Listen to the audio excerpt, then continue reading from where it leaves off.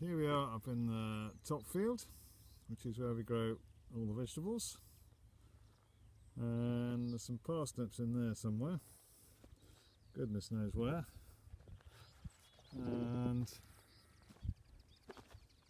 I hope they come up before that grass gets too much. There's a bit of grass in there, I can see the rows anyway.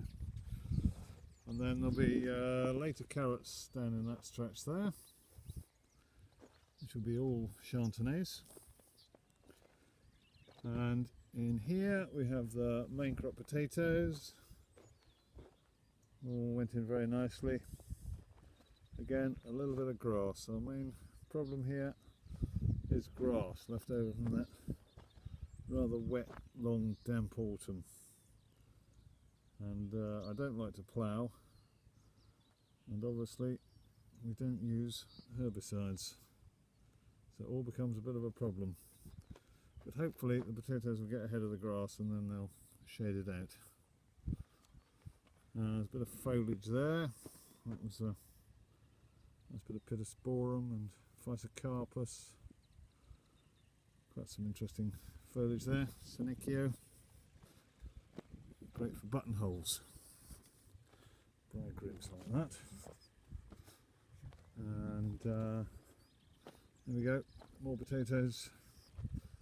Pink fir apples, Marfona, King Edwards, they're all in there. And then we've got spring sown broad beans, a couple of rows in there. We just used the potato planter and put them in a lot shallower, so they should be up any day really. A little bit of ochre at the top here, not okra, ochre. See what happens with that. And here's the garlic, all looking quite nice.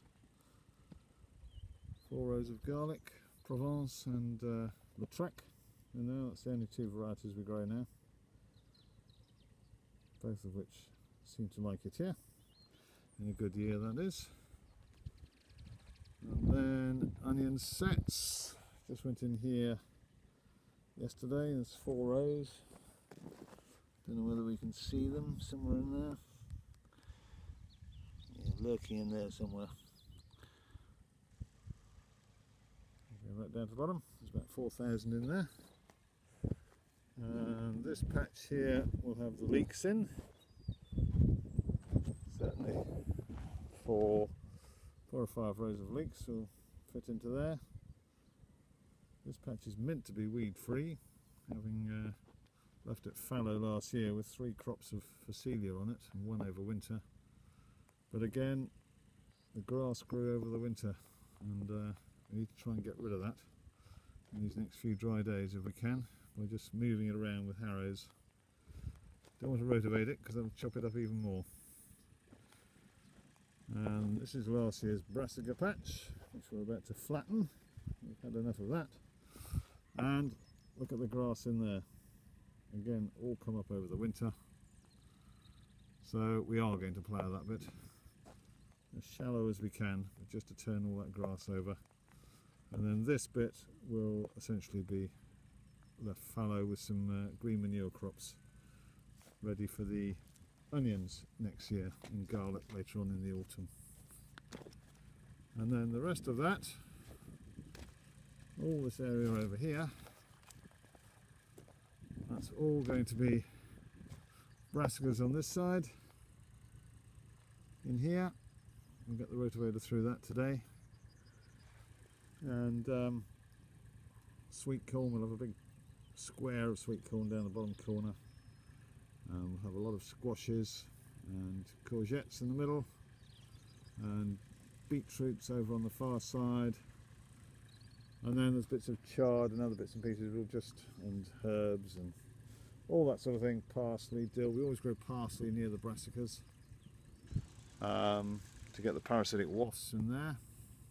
We just let that flower into the second year. It's actually down this side here, you can't see it, but it's in there, so we won't be ploughing a little strip there, and that's where last year's parsley was, and that will come back and provide us with parasitic wasps next to the brassicas. And then over this is there, that's the all important muck heap from the local stables, and they bring a load weekly almost, and then Sits there for a year, we turn it once, and hopefully that is reasonably weed free if we can get enough heat into it and kill off most of those weed seeds. As I say, our biggest problem is grass, and we're going to have to work very hard this year to stop that getting a stranglehold on things. We'll come up here. Let's have a look at some of this gear. That's the level Kubota tractor, which I've had to leave running because I had a flat back there this morning. And a beautiful old potato harvester, single row, puts them on the top. We still have to pick them up by hand. Little old Massey Ferguson Ridger, part of the harrows, rotavator,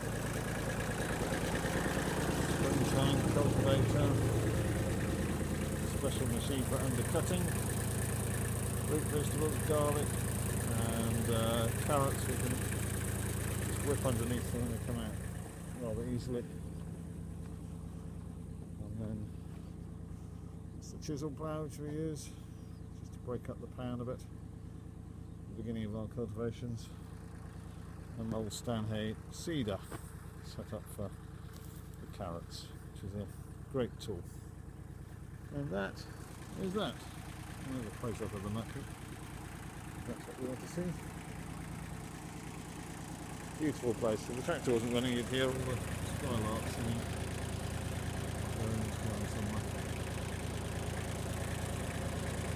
Right, I'll report back in about a month's time.